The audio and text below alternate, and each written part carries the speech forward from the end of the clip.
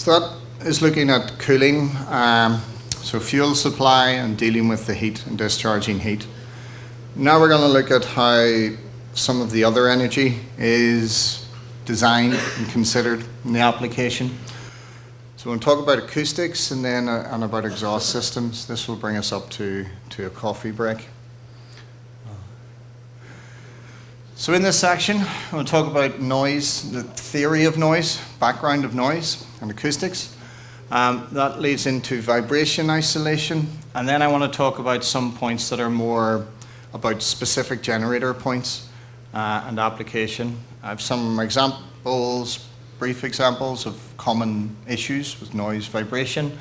Talk about specifications and testing methods, and then just a couple of case studies just to give real examples of how this all fits together.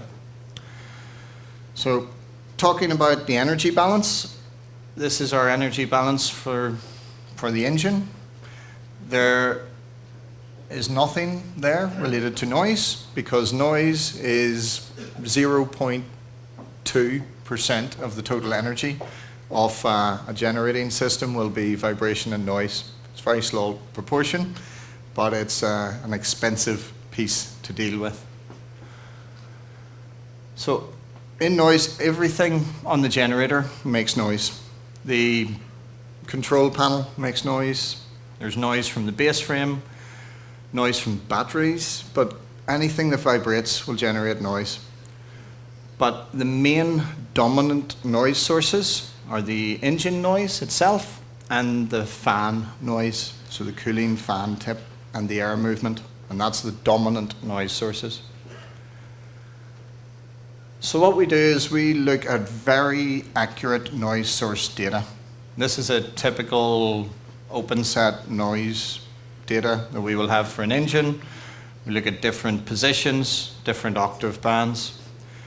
This data comes from very specific measurement sources, and we measure linear noise data, and we measure from typically around 15 hertz up to 20,000 hertz.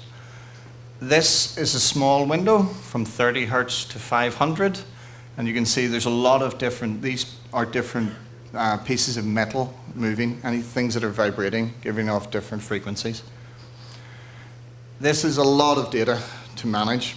So with our software, we pull this data into octave bands, and we look at, this is aligned with human hearing. So we will take from 25 to 20,000 hertz, third octave. This is typical data we see. We have some peaks, some points that are lower. Then we take it into single octave, and this gives us a better array. This is A-weighted, so this is aligned with human hearing, and this gives us a better array of noise to design attenuation and to understand the noise. So when we look at noise, we have sound pressure levels and sound power levels.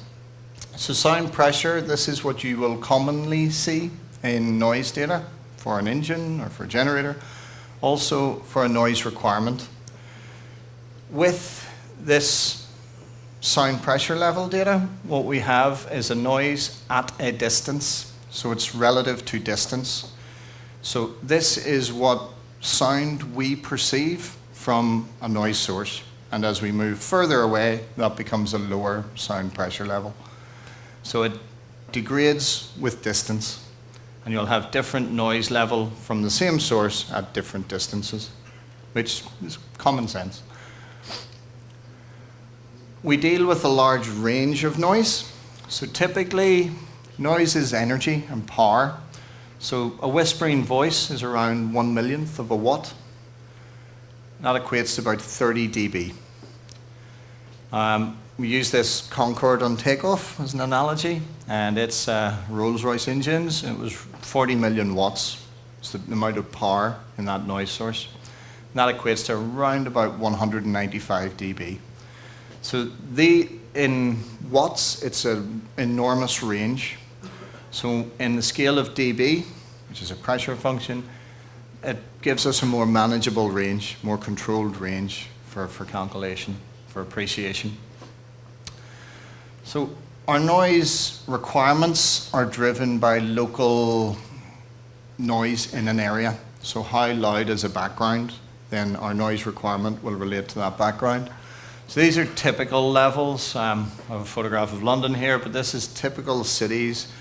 You may see this up and down, daytime, nighttime. Can be up maybe 65 dBA in an area.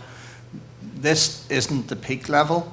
This would be an average over a 24-hour period, measured as 90% of the time the noise level would be. This is the typical noise level. And we find that between daytime and nighttime, we might have 7, 8, 9 dB difference between day and nighttime. Again, when you move to rural, more remote areas, the noise level drops down and you can have levels as low as 40 dBA. These are just typical. What we then have to consider is how the noise is generated, where is the energy coming from, and how much power does that noise have. So we look at sound power levels. So when we're looking at how noise transfers, it'll be down to sound pressure in the direction and your distance, but then also how the noise interacts with the area. So in this room, noise reverberates off walls, ceiling, and to calculate how that interacts, we use sound power. So the sound power of my voice. Sound power does not change with distance. Sound power is a characteristic of the sound source. So we know what the sound source, and then we can work out how it interacts with anything. So the sound power is always the same, no matter what the distance may be. With all of these elements of noise, we can do lots of calculations and work out lots of effects and lots of impressive spreadsheets and modeling software. But the main function of how accurate and how good our calculations are the source data. So I'm not sure if any of you have been to FG Wilson Larne facility, or Caterpillar Northern Ireland Larne facility now. This is the hemianechoic chamber that Johnny mentioned. This was built while I was still working at the factory. I was doing noise tests. This is basically an environment that replicates free field, as if you're open air, free field with no other noise. There's no wind influence, there's no birds, dogs barking, there's no other influence. So what this does is allows us to measure very, very accurate noise data for our noise sources, for our generators, and our generator packages. So this space, this hemianechoic chamber, this is the largest in the generator industry. It's the third largest in the world. The other two are in the aircraft industry. This is by far the largest in the generator industry. And it's a strange space. When you come in here, you make a noise, it disappears. So when you set your foot down, you just hear one noise and there's no reverberation. It makes you feel ill if you spend a lot of time in this space. It's your brain finds it difficult to comprehend, to understand. Strange space. So it costs a lot of money to build, but what it does is means that because we can be more accurate in the noise data, this gives us a benefit of making more cost-effective acoustic treatment. So our acoustic panels, our attenuators, our exhaust silencers, makes them a lot more accurate. And then we can reduce the size, we can reduce wall construction, which reduces weight, reduces build time, and reduces cost. So it makes it more competitive and more accurate. What it does is gives us our array of measurements and gives us various positions so we know the noise in each direction, not just one overall level. It gives it in each direction. So we can design a specific inlet attenuator on the inlet and a specific outlet attenuator at the outlet. It's directional. It gives a lot of, it helps reduce attenuators, that accuracy, by 300 mil, 400 millimeters at times. How this is used, we use this in for low noise installations. We'll Generator room levels can be maybe 116 up to 125 dBA. And I've worked on projects reducing it down to as low as 52 dBA at a receptor. And we need to use different forms of attenuation. So the first bit is we get the accurate noise level from our hemianechoic chamber. And then we look at attenuation. So with the source data, it allows us to select the type of attenuation. So basically, when we're attenuating any noise source, if it's high frequency noise, that is cheap to attenuate. It's easy, very simple. This is just standard methods of attenuation. When we start to come to mid-frequency noise levels, these become more restrictive to airflow.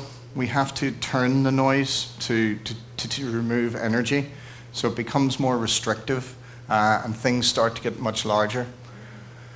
When we're in these zones, 50 hertz to 125 hertz, this is difficult to attenuate because this frequency of noise can change direction in a solid object without losing very much energy. So it can change, it can have a vector change with a low reduction in amplitude. So this is where we have flanking noise, where noise, when I'm speaking here, noise could come off the structure of the glass, the building, and you could hear down below in another room. This is more costly and difficult to attenuate.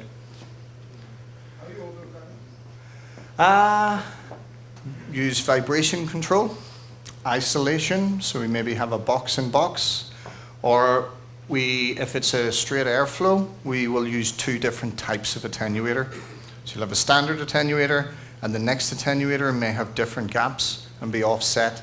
So you make it change direction, but also go through a pressure change, and that pressure gives you an attenuation. You're using the air pressure to attenuate. So it's we have to be very specific with the design for this area of noise. So we look at it and size all of that pressure and the against the frequency. And these are where we have to look at firing frequencies of engines and flow, how fast air is passing through a pipe or through a gap, and that flow can cause these levels. So we may have to change the velocity. So velocity and pressure help control this. But I'll show you some examples. So these are, when we look at, I think, attenuation, this is our standard type of attenuator. It may be in a container, it may be in a wall, in a plant room, but basically this is used to absorb sound as it passes through the passage, through the air gap, and the material will be absorptive between each of the air gaps. It also uses vibration isolation. So this will be an absorptive material with perforated metal. So we're absorbing some of the energy as it passes through the duct. Standard attenuators. There are other methods that we look to use in attenuation. So basically we can do nothing, and it's just the noise from that source. We might use distance, where we move the generating source further away from a receptor. We can also do this where we turn generators in a building and use another wall for an inlet to take that away from a noise source. We've solid barriers, so we may have an acoustic barrier or an acoustic wall, or it could be a container wall. We use that barrier effect. Our absorptive attenuation, similar to our attenuator, and we can have reactive attenuation. So we use that reactive portion for those low frequency bands, where we make it react with the surfaces and change pressure. With distance, this is obvious. As we move further away, noise level drops. Again, this can be just about locating a generator or locating an inlet, an outlet, or an exhaust discharge. so the location of exhaust discharge. We use distance. Solid barriers, this is more complicated to calculate, but it's a useful method where we may be able to have a generator source, simply a wall, acoustic barrier, that forces the noise over the wall. And we can calculate that performance, knowing the distances to the barrier and the distance from the barrier to the receptor, and then what the heights, relative heights. And we carry out a calculation function. And as you move and position the receptor closer to the wall, you have different frequencies that will become more dominant. And we can assist to calculate that. We have absorptive attenuation. This may be absorption in walls. It may be in cavity. It can be with different materials. So there is absorption on sheet metal, but that's only at certain frequencies. Will that be good? We'll have lining with metal. We may have concrete, which is more absorptive than metal at mid-frequency. We can have composite walls, bespoke paneling, and we can have cavity walls, which can assist to absorb as well. The absorptive attenuation, that is within our splitters and our attenuators. One other useful method we use quite a lot in our packages, also in buildings, are acoustic louvers. So the louver, the weather louver, having acoustic lining and absorption on the bottom face. We can have these with what we call double bank, so it has an inverted V, so you have two forms, and then you have reactive attenuation as it passes through. Now you have to size these based on pressure, but they're useful because of the size and how you can mount them on a wall. With reactive attenuation through ductwork, this we can use for inlet and outlet. We can have this for cooling airflow, also for combustion. And this is where it's the construction and type of construction, how rigid it is, how absorptive, and the number of bends and length. We can calculate this through our software and give you a selection from moving air through a building with ductwork. A key point for reducing noise is vibration isolation. And to make a very bold point, when you're looking at attenuating noise, it is cheaper to attenuate as close to the source as possible. So for low noise installations, you can make attenuators smaller and more cost effective if you reduce the vibration of the noise source. So for low noise installations below 70 dBA, we change the anti-vibration mounts under the generator to a higher performance anti-vibration mount to achieve lower noise levels. So we'll use spring dampers, isolators for low noise installations. So these are typical standard anti-vibration mount performance. So this is an average across all of the range. So in small generators, it's closer to 75%. On the larger generators, it's closer to approximately 85%. And these are basically, it's a rubber mount. It might be a larger rubber mount, might be smaller, but it's basically a rubber isolator that's sized with a compression and a density against the weight that's loaded onto that for its performance. We then have increased performance and higher isolation using spring anti-vibration mounts. These can give up to 99% isolation. The standard do 85%, but they can be up to 99%, or to 99.7% for some large installations. We also may have to look at captive anti-vibe mounts. These typically would have been offshore, mobile installations, military applications, and they have an anti-shear, so they don't break off when it's moved or bumped.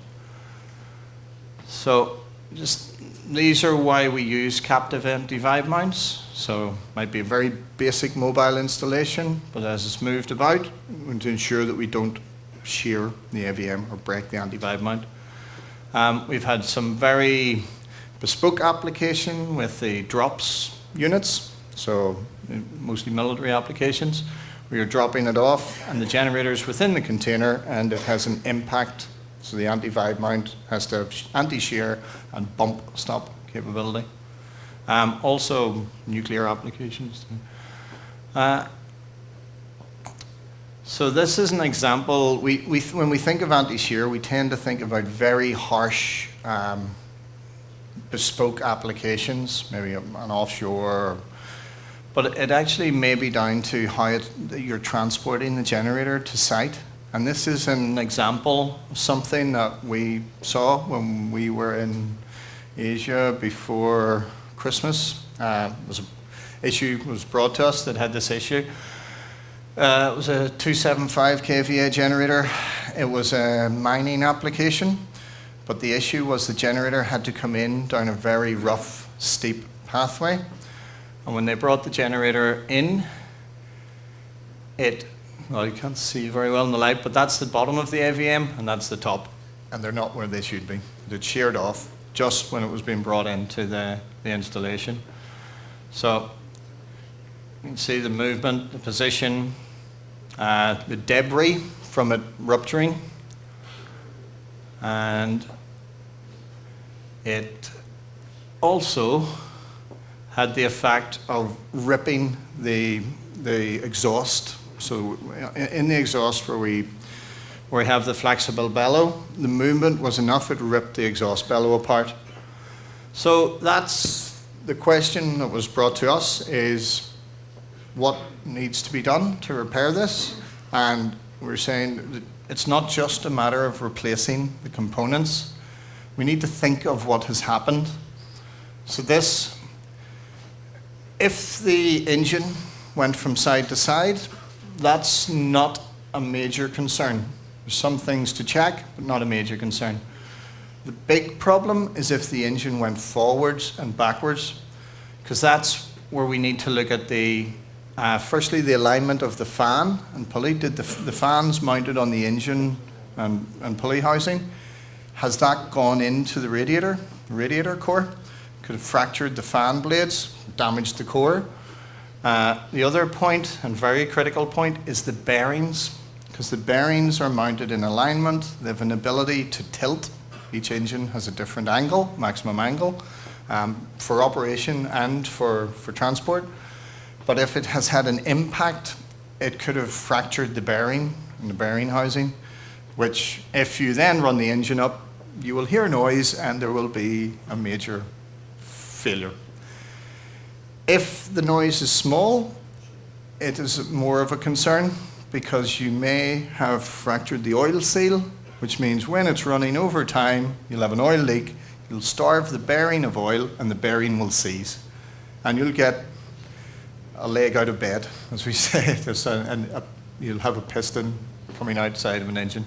So this is critical if the engine's gone forward and back. So looking at how the mounting of the captive AVMs, that then restricts that engine move for transport. So it's again, we've done applications with the engines and generators brought in for disaster, so for flooding, and they're brought by helicopter. And when they're set in place, we look at ensuring there's captive anti-vibe mounts so they don't get bumped. This is a more bespoke application for acoustic treatment and attenuation. And this is for that flanking noise and that lower frequency treble noise from around 80 hertz. We look at floating floor applications where we're creating a box-in-box and stopping the vibration transmitting out and down a building and into another floor, or up a building and onto another floor or a boardroom. It prevents flanking noise, so the noise leaving the space, striking another solid object, moving to another area in the building, and then projecting off a wall or off a door. So we have examples of this. This is a project that is almost completed installation. The generators are running at the moment, but so it hasn't finished commissioning. It's the new tallest building in London. We think this is the largest large generator installation in the world. It's on the 52nd floor. They're up here. There are 6 2.5 MVA generators, 16-cylinder generators, acoustically treated to 60 dBA at 1 meter, with exhaust system, discharge fan, radiator mounted above the engines, and we have a floating floor within the enclosure, and the enclosure housed on that floating floor. So in here we have a noise source of 127 dBA. In this area it comes down to about 78 dBA, and then that's on the roof that's inside this plant room, and then there's additional attenuation to bring the noise outside and down to 60 at 1. So what we designed, part of this installation, is this floating floor and box in box, where this is the enclosure wall. Attenuator sits outside of the wall, and the floor has anti-vibration mounts, pads underneath. It creates as an inertia slab. And then our generators have their high performance anti-vibration and damper selection. They're 99.7% isolation on this. It's a lot of acoustic treatment. It's more than 200 tons of acoustic treatment on the 52nd floor, high up. And a lot of cost, but it's for high performance. Underneath is a boardroom for a law company. Noise level in this boardroom is below 46 dBA. So that's all about the performance of these expensive spaces in the building. What we do is a lot of calculations supporting this. We calculate the performance of the floor, the noise inside the areas. We work out what the noise is that comes onto the slab, so how much vibration of noise through the slab, and then we calculate down to the noise level within this room.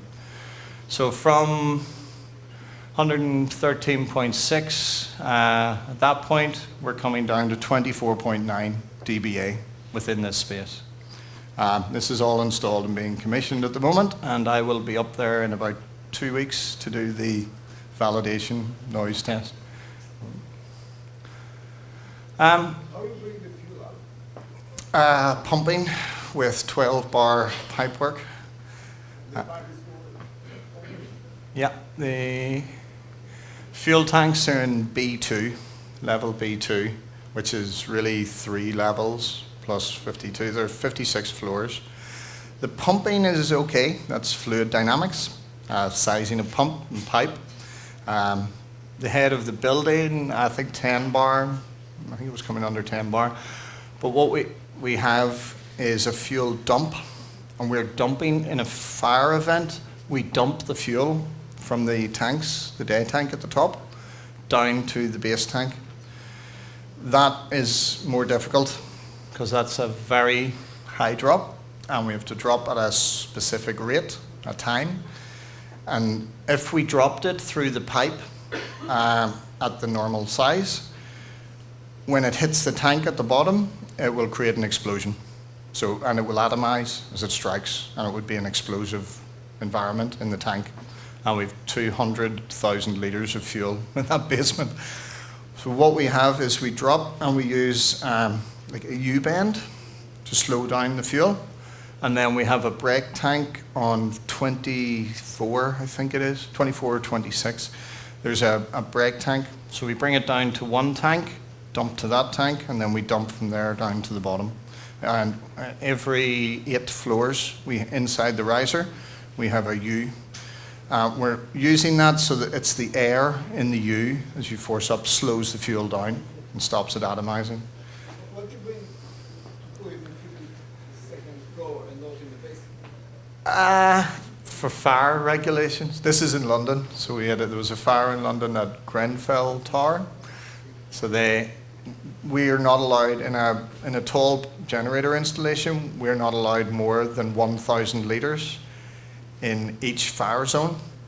So our enclosure is, there's 3 generators and 3 generators. We've separate fire rating for the tanks in each room. So we have 1,000 litres for each generator, but they're in their own fire zone with a 4-hour fire rating. That allows us to have 1,000 litres for each machine, but we're not allowed any more fuel than that. So we have to then, in an event of a fire, depending where the fire is, you dump from that zone if it moves. Why to put all these systems in the 52nd floor All, and not on the basement?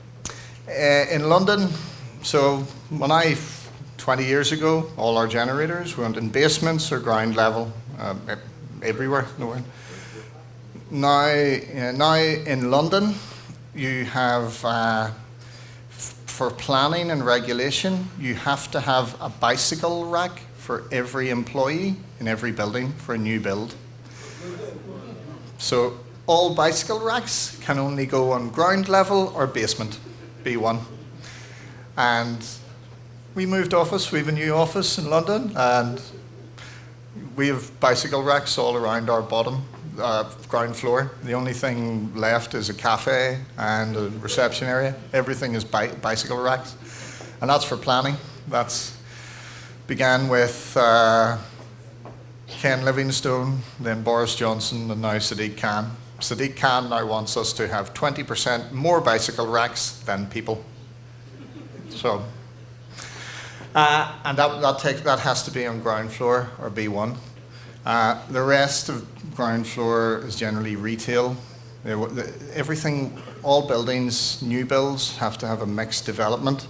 So they want to have cafe, shops, as well as office space. So it's mixed development. So it's driven the generators up.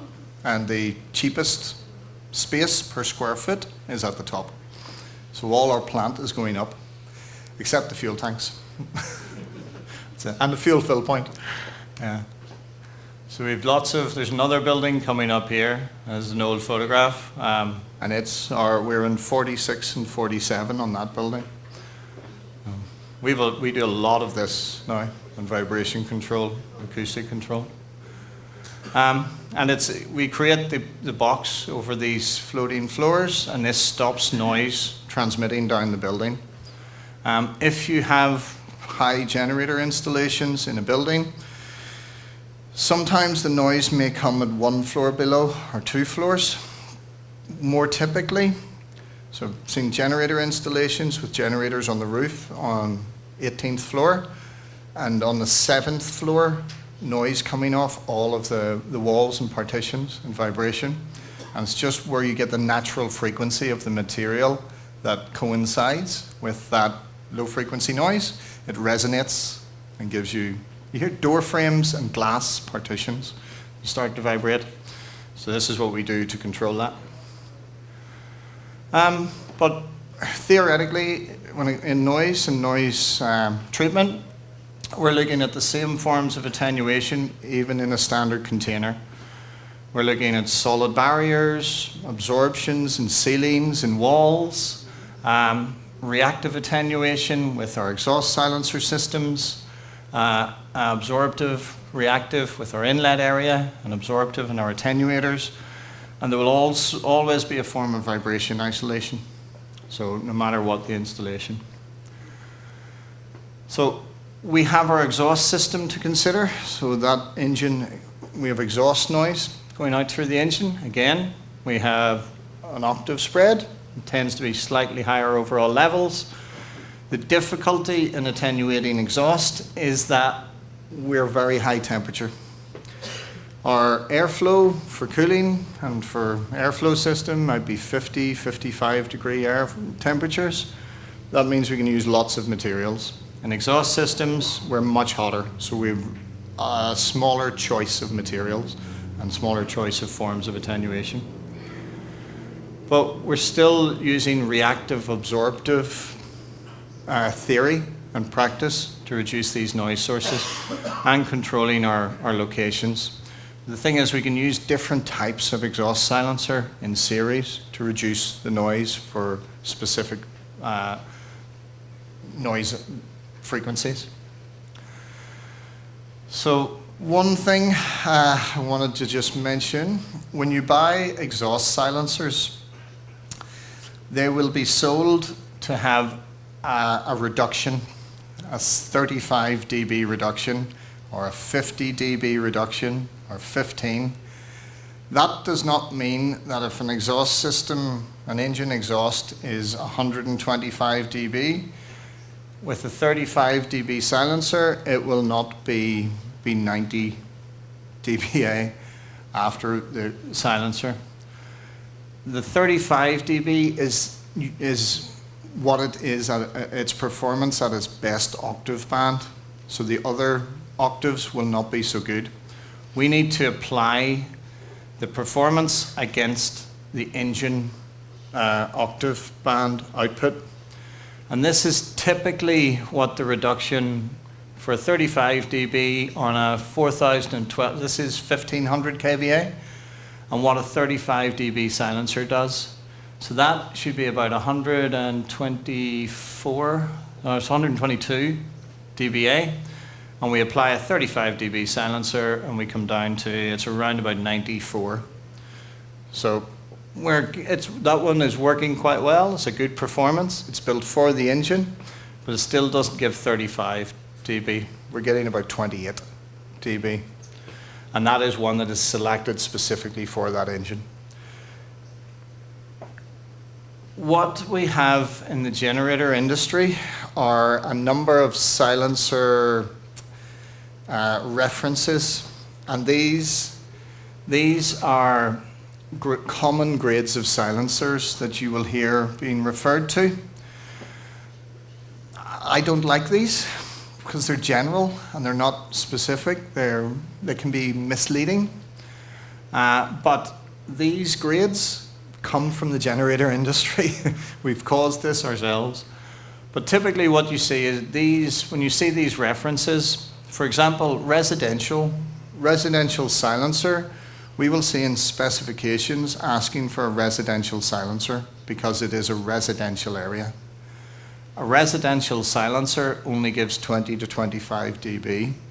So that, if you're taking an exhaust silencer engine outlet at 125 dB, you will still be 100 dBA. It'll be much too loud for any residential area. What you tend to have is you have to mix the residential silencer with another type of silencer to get that relative performance. This is just a general guide to what we would recommend in practice for different noise levels, for different requirements. So typical residential areas might need 65 dBA at 1 meter. That could be one critical silencer, one residential silencer, and one industrial silencer. Or may need just 2 silencers. But this is just a typical guide that we need to consider. Other points to consider in selecting our exhaust silencing or attenuation are flow noise. When we fit the silencer and size the exhaust flue, as we make it smaller, what happens is the velocity increases, and we can then generate noise from the movement of air and gas. Not from the engine, but from the gas movement in the pipe. We can calculate this for you, but this is an example of, it's taken from a specific project where the pipe diameter needed to come down. When we looked, this was a 65 dBA project, but the flow noise at that diameter was going to be louder than the exhaust silencer performance. So it's just a consideration. You need to look at what the temperature is, because the gas becomes bigger as it's hotter, greater volume, which then increases velocity, which then increases the noise. But we can calculate this with calculation tools we can share. Other points are temperature and pressure. So diesel engines, we require some back pressure to support combustion. If we have too high a back pressure, too much restriction, this increases temperature, can cause damage of turbos, can cause failure of turbo, oil starvation. We also have when we're looking at silencer position, we'll generally have our exhaust silencer system local to our engine. That does not mean we are discharging the exhaust at that point. We will quite often have to discharge in different areas. We have basement installations where we discharge 150 meters above. We've one on one of the Olympic Park sites where we had more than 200 meters of horizontal flue. We can size that flue. Generally, as it goes further, the diameter needs to get bigger, but all of this has a pressure effect on the engine, and we need to calculate and make sure that is correct for the engine selection, otherwise it'll not give adequate performance. Another point is where we discharge and the effects of the discharge and the gases. So maybe looking at controlling specific types of emittant or pollutant, NOx, particulates, CO. These require different types of treatment. Each of these, it's possible to model and see where the emissions dispersion effect goes and how the gases drop in each pollutant. This is quite specific. Our company, we do a lot of this. But it may be the case you have to add an exhaust after treatment to reduce a specific pollutant. Each of these are the typical methods. Each of those will have resistance on the engine and need to be part of that pressure calculation. And this is our basic pressure calculation. It is FK Electra through our blueprint application. It was available, but now we do these calculation sheets, currently being updated with the latest engine versions. We can decide on the type of silencers, the noise level, the distance of flue. This is horizontal or vertical. It's fluid mechanics, it doesn't matter about the height. And then we have the number of bends. And this will then tell us what the typical exhaust flue diameter should be for that application. It considers all of the adjoining pipework and the bellows and everything within that system. Another point with the exhaust silencers, when you're selecting an exhaust silencer to go in an exhaust system, you need to know what the cylinder alignment is and the firing order, because depending on the firing order in the cylinder, that will change which order of firing frequency you will have. And it changes whether it's an inline straight engine or whether it's a V-form engine. So a silencer that works on a straight 6 engine will not work the same performance on a V16. There's different firing order, so the octave band is in a different position. We look at then all of the acoustic selection, all the exhaust selection. This is all considered within our total overall package for a package generator, through all of the validation, the testing, and design. So it's from standard canopies, standard containers, maybe larger bespoke specific containers. A lot of these come down to much lower noise levels. They have to be much more detailed bespoke design. But it's the same theories that go into each. Another point is that we need to isolate vibration from the installations. Otherwise, you will get transmission of vibration, and that can come to a solid object, and then that may give off noise. So we have different elements of vibration isolation in the exhaust systems, bellows. We have spring hangers for pipes and for exhaust flue to stop transmission of vibration from the exhaust flue itself. We even, in very low noise installations, we will have spring hangers on the cabling to remove direct connection from the generator box or generator room into other walls, and these will be spring hung. So just want to talk about a couple of common problems that we've seen in applications. One issue, a very practical issue, is that the noise data that is declared for different generator manufacturers, it's not all displayed in the same way. So in the FG Wilson Caterpillar group, you'll see noise at 1 meter. You'll see noise at 7 meters, you may see noise at 15 meters. And these are sound pressure levels. What we've seen with other manufacturers, some European manufacturers, they quote their noise levels. It looks similar, but on the bottom it will say ISO 3744. What that means is that noise is measured at 75% load. And it's not declared in the wording, but it is in the standard. So if the data is to 3744, that means it will not be at full load. So in the FG Wilson sheet, you'll see 100%, 110%. It's the same. Cummings will be full load. SDMO MTU data, but sometimes you see manufacturers and there will be quoted to 3744. This, on large engines, is not so much of a problem. It makes 3-4 dB difference. It's a problem, but not so much.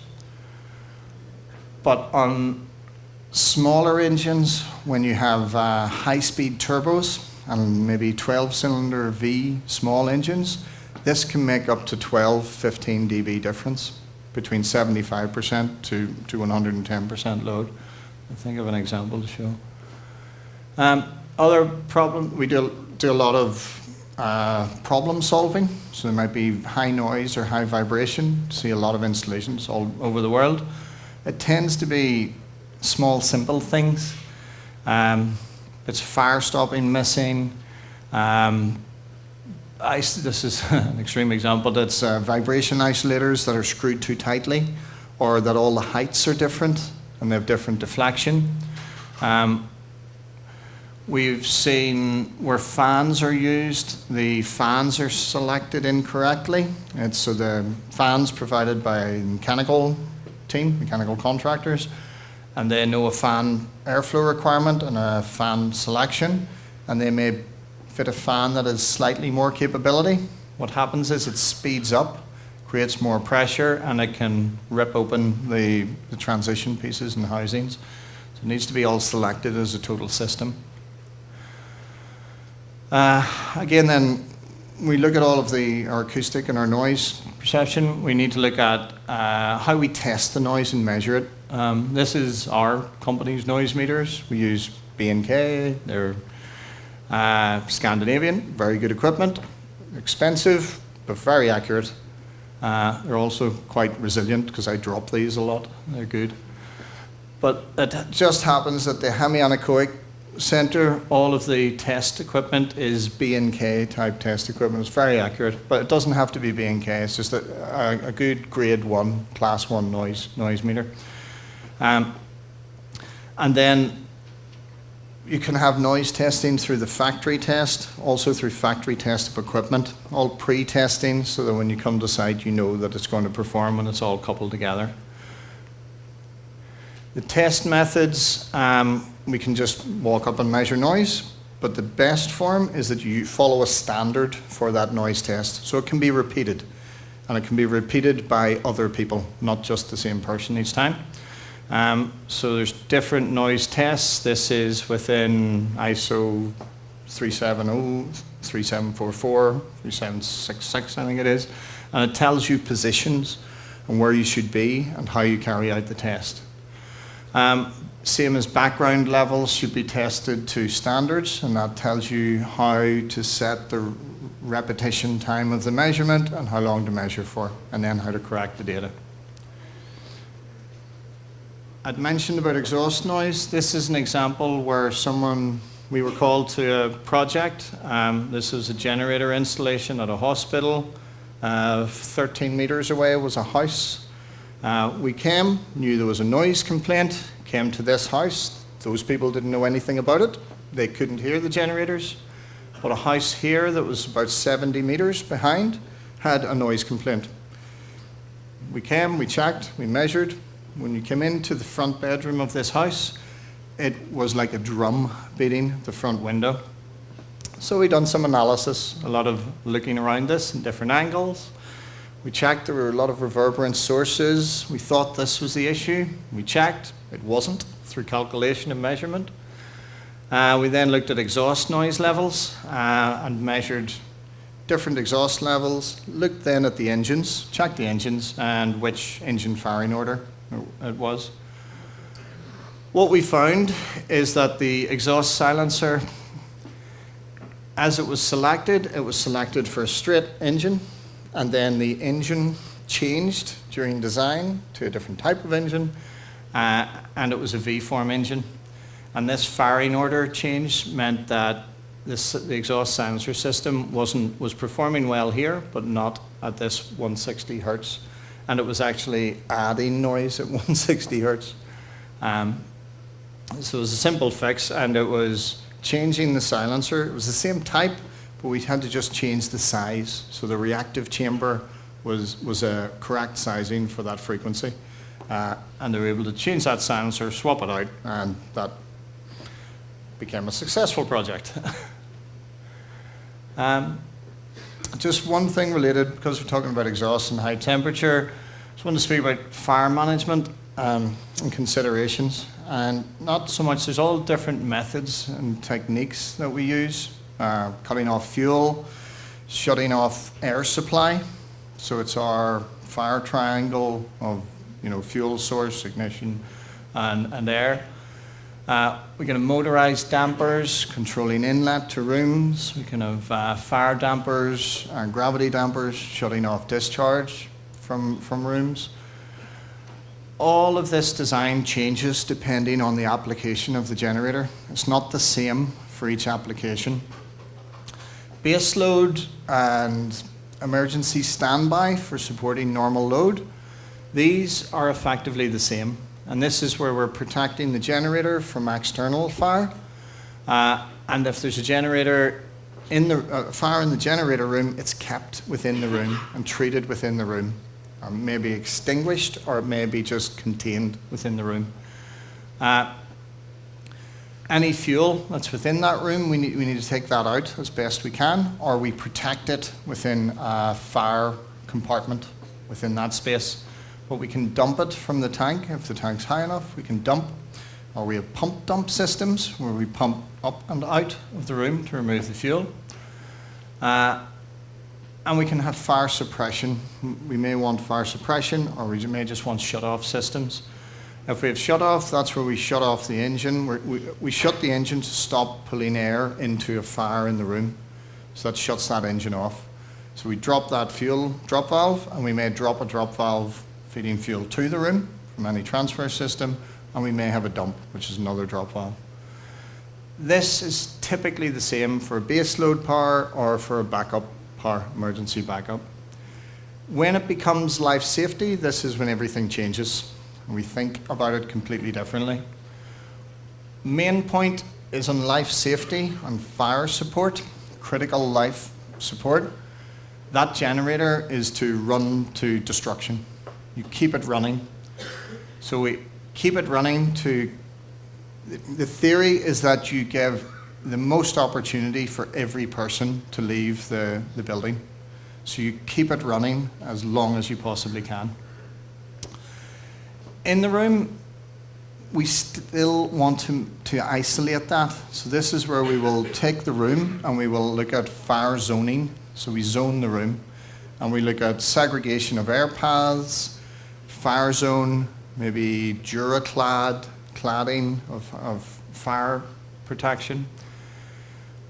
We may have a fuel day tank within the room, or we likely will have. What we might want to do is have that in its own fire compartment, so it's protected even if the generator room has a fire. What we do is that we shut off the bulk supply into the room. We'll always close that off with a drop valve, and we stop feeding more fuel in case there is a fire.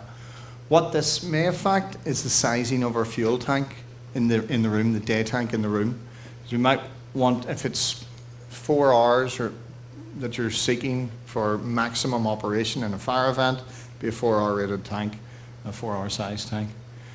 So we do a lot of this. We look at drawings of areas, and we will look at maybe multiple generators, and the ones that have life safety, we will mark up fire zones and sit with the fire officer talking through a fire strategy and coming down to the access for escape routes for personnel, overlapping this with lots of colours, and then we help create fire zoning drawings that then all of the equipment that's supplied for each portion will be relative to that zone. So if there are shut-off dampers, some may be fire dampers, other might just be motorised dampers. So it depends on which way it sits within that fire zone. And every building can be different because of the layout of the route of the air path. There are, I think, this is the last one, I think. So just relating to selection for generators and fire zones, the first one is the generator ratings. This fits into how generators are selected to support fire equipment. So Robert will be speaking about this after lunch, but in our generator ratings, there's different ratings recommended for different applications. ISO 8528 Part 1, Part 2 will talk about the sizing of the generator for application and also for its load acceptance capability depending on equipment supporting. Also, there may be NFPA 110, for example, National Fire Protection Association for North America.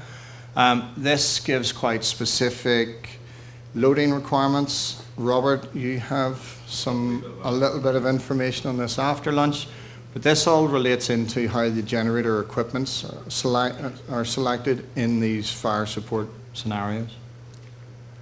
So, as Johnny said, a break. Thank you.